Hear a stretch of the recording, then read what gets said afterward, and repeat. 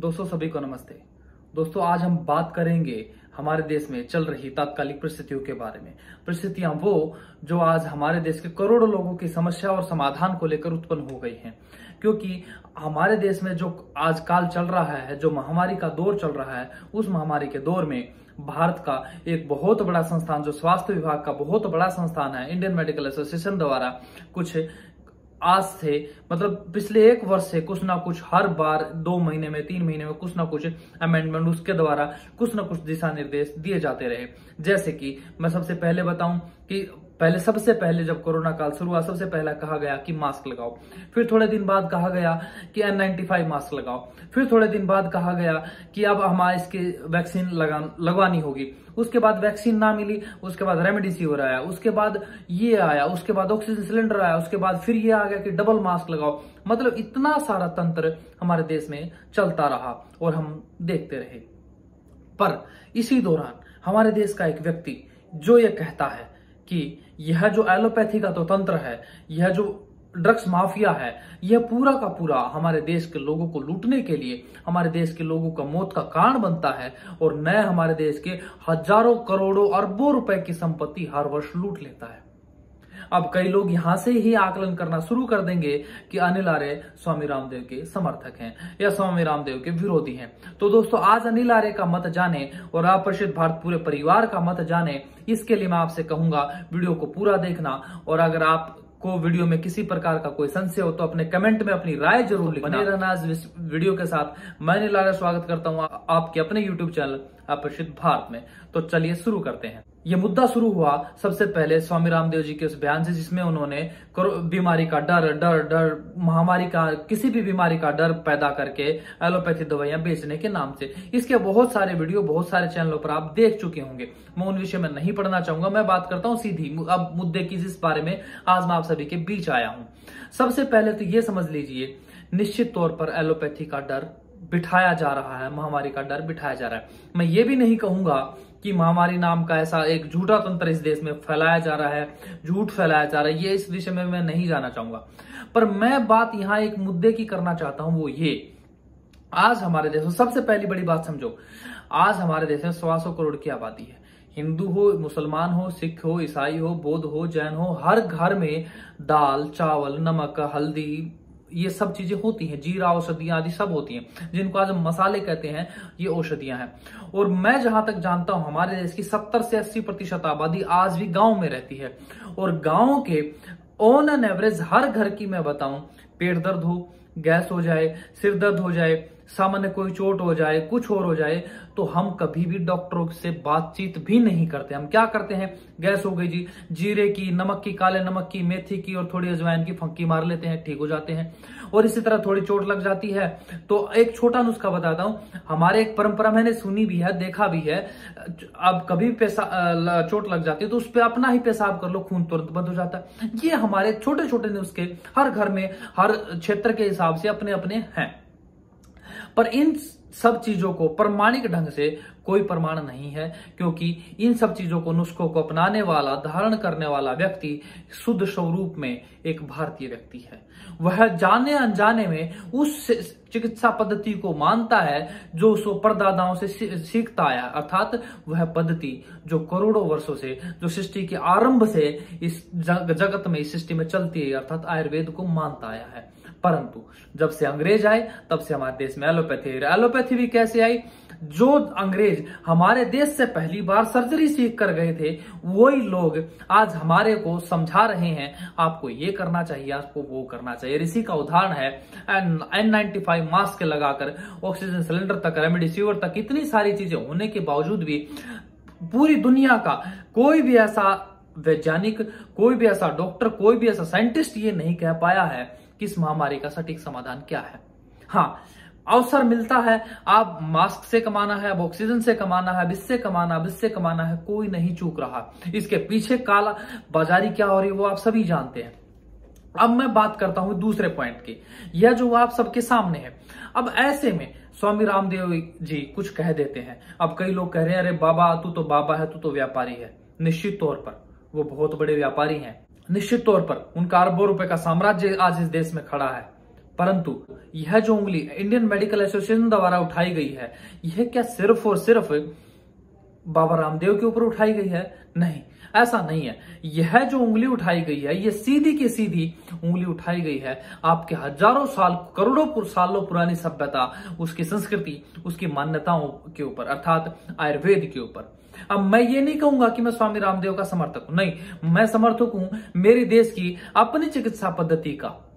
हाँ, पर अब लोग ये कहेंगे क्या आप एलोपैथी का उपचार नहीं लेते? नहीं, एलोपैथी आज किस चीज के लिए मानी जाती है? एलोपैथी तुरंत रिलीफ के लिए जानी जाती है, एक पेन किलर के नाम पर जानी जाती है। हाँ, क्या पेन किलर आयुर्वेद में नहीं थे? और क्या एलोपैथी आयुर्वेद से ही नहीं जन्मी है? एलोपैथी क्या तीसरे आसमान से आई है क्या भाई? वो भी तो आयुर्वेद से ही आई है ना।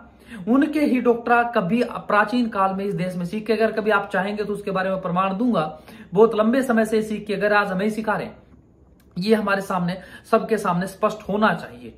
अब इसी से तीसरी बात मैं बताना चाहता हूं, आप ये समझिए, एक बच्चा, दो बच्चे हैं हमारे सामने, यह एलोपैथी में पढ़ता है, यह आयुर्वेद में पढ़ता है। यह बच्चा एमबीबीएस एमडी हो जाता है, यह भी इसी के समकक्ष आयुर्वेद में डिग्री कर लेता है, ठीक है। परंतु दुर्भाग्य देखिए, जो हजारों साल पुरानी संस्कृति है, हमारी संस्कृति जिसको हम जानते हैं, उस संस्कृति का डॉक्टर जो दोनों एलोपैथी के समकक्ष है, ये सर्जरी कर सकता है, इसको बहुत सारी परमिशन है, पर इसको कोई भी नहीं। तू अपनी चूर्ण दे, फक्की दे, और सिर्फ तेरे नाम पर एक डिपार्टमेंट चलता है आयुष नाम से। बाकी कैसा आयुष है? जो कभी आयुर्वेद हुआ करता था उसमें भी आयुष बना दिया गया, उसको भी बदल दिया गया, एलोपैथी उसमें भी घुसा दी गई, शुद्ध स्वरूप में वह भी नहीं रहा। और दुर्भाग्य देखिए, उसी भारत में आज आयुर्वेद के नाम पर इतने सारे डॉक्टर हैं, इतना सारा तंत्र है, परंतु आयुर्वेद के बारे में कोई बात नहीं करना चाहता। और इसी से जुड़ी एक और बात मैं आपको बताऊं, जब एलोपैथी में किसी बीमारी का सही सटीक उपचार नहीं है, ना सिर दर्द का है, ना बदन दर्द का है, ना आंखों का है, ना थायराइड का है, ना शुगर का है, ना बीपी का है। हाँ, एक बीमारी को दबाओ, उसको लेने के लिए दवाइयां लो, फिर पता लगा इसकी दवाई खाने से तीसरी बीमारी बढ़ गई, फिर उसे चौथी, फिर पांचवी, ऐसे ही एक आदमी बीमारियों का एक घर बन जाता है, फिर वो इस दुनिया से चलता हो जाता है। ये हम सभी जानते हैं। पर मैं जो ये कहना चाह रहा हूं, हमारा 80% भारतीय आज भी अपने घरों में अपनी बीमारियों को ठीक कर लेता है, तो वह आयुर्वेद का फॉलोअर नहीं बन सकता, वह आयुर्वेद को जानने वाला नहीं बन सकता, परंतु उसको दवाइयों के लिए बाध्य किया जाता है एलोपैथी के लिए, जबकि समाधान आज एलोपैथी के पास भी नहीं है इस बीमारी से निपटने के लिए। अब जैसे अब इन्होंने नया तिगड़म एक और आ गया है मार्केट में, कह रहे हैं कि ब्लैक फंगस आ गया, व्हाइट आ गया, और मुझे ये समझ में नहीं आ रहा, अगर एलोपैथी इतनी ही दमदार चीज है, जैसे अभी उन्होंने सबसे पहले क्या कहा, ये पहली तरह का कोरोना है, ठीक है, फिर उन्होंने कहा ये दूसरी तरह का आ गया, अब जब दूसरी तरह का आया तो अब ये कह रहे तीसरी तरह का। पहली तरीके में बुजुर्गों को वैक्सीन लगा, दूसरी में फिर युवाओं को लगा, तीसरी में बच्चों को लगने वाला। तो मैं ये कहना चाह रहा हूं, इनको ये तीसरी के बाद चौथा भी स्टैंड बताएंगे क्या? कोई शायद नहीं बताएंगे। अब ये क्यों बता रहा है, क्या चक्कर है, ये सारा तंत्र बारे में कभी हम व्यक्तिगत रूप से बात करेंगे, इस प्लेटफॉर्म पे बात करना उचित नहीं होगा। परंतु मैं ये निश्चित तौर पर जानता हूं, आज स्वामी रामदेव ने जो स्टेटमेंट दिया है वो कहीं ना कहीं ठीक है। और दूसरी बात, अगर एलोपैथी की ही बात कर लेते हैं, वैक्सीन की ही बात कर लेते हैं, तो मुझे दुर्भाग्यपूर्ण बयान वह लगा जो हरियाणा प्रांत के मुख्यमंत्री ने दिया। हरियाणा प्रांत के मुख्यमंत्री ने कहा कि भाई ये अरविंद केजरीवाल अर्थात दिल्ली के मुख्यमंत्री पागल हो गया है, ये तो पागल है, नालायक जैसा आदमी है। अरे एकदम से हम वैक्सीन देते हैं, 1-1.5 करोड़ वैक्सीन एक ही दिन में लगा देता है, 2 दिन में लगा देता है, फिर खत्म हो जाता है, फिर चिल्लाता रहता है सोशल मीडिया पर। वो कह रहा है, हरियाणा के मुख्यमंत्री कह रहे हैं, खट्टर जी कह रहे हैं, हमें इन वैक्सीन को धीरे धीरे लगाना चाहिए। अब मैं पूछना चाहता हूं कि आप किसका समर्थन कर रहे हो? वैक्सीन बचानी है या मैं मरीज बचाने हैं? भगवान जाने। यह ऐसा तंत्र आज हमारे देश में चल रहा है। और इसी से जुड़ा हुआ एक दूसरा अपडेट यह है, IMA के अर्थात इंडियन मेडिकल एसोसिएशन के प्रमुख वरिष्ठ जो सबसे श्रेष्ठ व्यक्ति हैं, मतलब सबसे बड़े व्यक्ति हैं, पदाधिकारी हैं, वह ट्वीट करके कह रहे हैं, वह बाकायदा अपने सोशल मीडिया पर वह एक बयान दे रहे हैं कि अब तो जीसस की दवाओं में ही सब कुछ ठीक होगा। ये क्या दुर्भाग्यपूर्ण है। अगर वह आयुर्वेद को चमत्कार मानते हैं, आयुर्वेद को ढोंग पाखंड मानते हैं, तो जीसस की दुआओं से, जीसस की कृपा से कैसे आए मरीज ठीक हो जाएंगे? अरे आप तो साइंस को मानने वाले हो, क्यों लोगों का उल्लू बना रहे हो? क्या इसमें हम ये नहीं कह सकते क्या इसके पीछे भी कोई षड्यंत्र है? अगर षड्यंत्र है तो फिर आयुर्वेद जो विदाउट षड्यंत्र के और बिना किसी चीज के, आयुर्वेद की तो भस्मों को भी ये कहते तो राख खिलाते हैं, धूल मिट्टी खिलाते हैं, ये खिलाते हैं, वह चीजें तो सारी गलत। परंतु जीसस की दवाओं से हाउ हाउ करके वो ऐसे वो सर पे थप्पड़ मार के और वो शक्तियों से ऐसे ऐसे करके वो गिराते हैं, वो सब विज्ञान। परंतु आयुर्वेद और आयुर्वेद से जुड़ी हुई जितनी पद्धतियां वह सिर्फ और सिर्फ अंधविश्वास। तो मैं अपने इस वीडियो के माध्यम से संसार के, भारत के प्रत्येक व्यक्ति को यह समझाना चाहता हूं, आप अपनी बुद्धि से कार्य करें, विवेक से सोचें। जहां हमें आवश्यकता हो वहां हम एलोपैथी के साथ जाएं, जहां हमें आवश्यकता हो वहां हमें आयुर्वेद के साथ जाएं। और सबसे बड़ी बात ध्यान रहे, इस सिद्धांत को अपने जीवन में गांठ मार लेना। अच्छा, मैं आपसे पूछूं इस सिद्धांत को समझाने के लिए, आपका शरीर कौन सी कंपनी में बना है? क्या एडिडास की कंपनी में बना है, नाइक की कंपनी में बना है, पेप्सी कंपनी में बना है, वुडलैंड कंपनी में बना है, या और किसी कंपनी में बना है, बाटा कंपनी में, किस कंपनी में बना है? तो आप कहेंगे वी आर नेचुरल, हमारा शरीर प्राकृतिक है। अच्छा, एक बात बताओ, अगर कोई चीज प्राकृतिक है तो उस चीज का ईंधन, उस चीज का मेंटेनेंस और उस चीज का समापन, या उसको मतलब पूरा बदलना हो, तो वह नेचुरल होगा या गैर नेचुरल, अर्थात प्राकृतिक होगा या अप्राकृतिक होगा? आप कहेंगे प्राकृतिक होगा। जैसे पेड़ पौधे प्राकृतिक हैं, तो क्या पेड़ पौधे पॉलिथीन खाते हैं? पेड़ पौधे क्या पेट्रोल पीते हैं? पेड़ पौधे क्या अन्य चीजें खाते हैं? नहीं, बिल्कुल नहीं। वह अपना ही, उनका अपना एक तंत्र है, अपनी ही चीजें हैं। तो जब हमारा शरीर प्राकृतिक है, हमारा शरीर नेचुरल है, अपने आप से नहीं बना है, इसको बनाया है, किसी कंपनी में नहीं बना, ये प्रकृति से बना है, तो हमारे शरीर के लिए, लाभ के लिए, उसको ठीक रखने के लिए, उसकी मेंटेनेंस के लिए प्राकृतिक चीजें ही लाभकारी सिद्ध हो सकती हैं और आगे भी रहेंगी। बशर्ते किसी कारण से, राजनीतिक दबावों के कारण से आज हमारा पूरा देश का स्वास्थ्य विभाग भले ही एलोपैथी की तरफ चला गया हो, पर निश्चित एलोपैथी के डॉक्टर भी ये कहते हैं, डेंगू हो जाए, मलेरिया हो जाए तो अपनी दवाइयां लिखते रहेंगे, साथ में धीरे से कहेंगे भाई साहब गिलोय का पानी पीते रहना, गिलोय बट्टी खाते रहना, ये जरूर बताते रहते हैं। पपीते के पत्ते का रस पी लेना, बकरी का दूध पी लेना, तब क्यों बताते हो?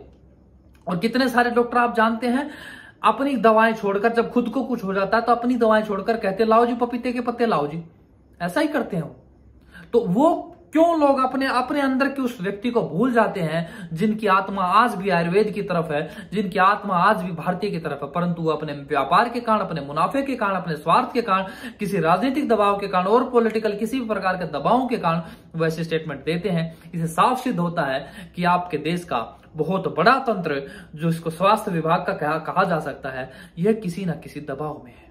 और ये दबाव क्या हो सकता है और किसका दबाव हो सकता है, कैसे दबाव आया और कैसे खत्म होगा, इसके ऊपर चिंतन, मनन और समाधान केवल और केवल मात्र कर सकता है वो आर्य कर सकता है। तो हे आर्यो, आप इस चीज के ऊपर विचार करो, अपनी राय इस वीडियो के बारे में कमेंट में लिखो और मुझे बताओ कि आपको क्या लगता है, ये किस प्रकार का दबाव है, कौन लोग दबाव बना रहे हैं, और अगर दबाव बन रहा है तो इसका समाधान क्या हो। बहुत सारे वीडियो आप YouTube पर इस विषय को लेकर देख चुके हो। अब मैं आशा करता हूं आपको पूरा प्रकरण और अंतिम रूप में इस वीडियो को आप देखकर पूरा प्रकरण समझ गए होंगे। तो आशा करता हूं आप सभी को वीडियो पसंद आया। वीडियो पसंद आया तो वीडियो को लाइक, शेयर, कमेंट जरूर करना। तो दोस्तों ये था मेरा आज का वीडियो। आप सभी को आज का वीडियो कैसा लगा ये मुझे कमेंट में जाकर जरूर बताइए, और वीडियो अच्छा लगा तो वीडियो को लाइक करना, शेयर करना, चैनल को सब्सक्राइब करना बिल्कुल मत भूलना। तो दोस्तों ऐसे ही एक अगले वीडियो के साथ बहुत जल्द लौटूंगा आप सभी के बीच। तब तक आप सभी लोग अपना बहुत सारा ख्याल रखें। बहुत बहुत धन्यवाद, बहुत बहुत आभार सभी को। नमस्ते।